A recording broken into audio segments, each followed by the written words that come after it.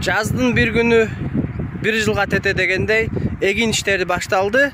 Кудай буйруса, булар тракторлар түнү күн иштешет.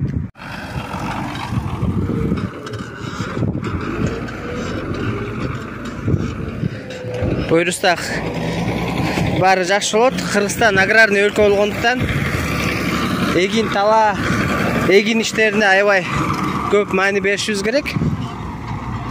Потому что Кыргызстандын преимуществосы ушунда да.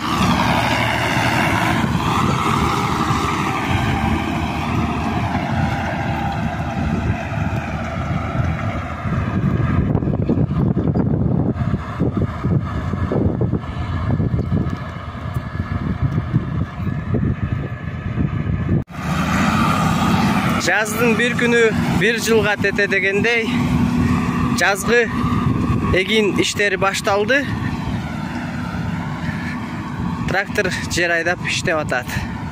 Буйруса бул жака буудай, арпа, жүгөрү, беде жана башка көптөгөн нерселер эгилет, но талааларга.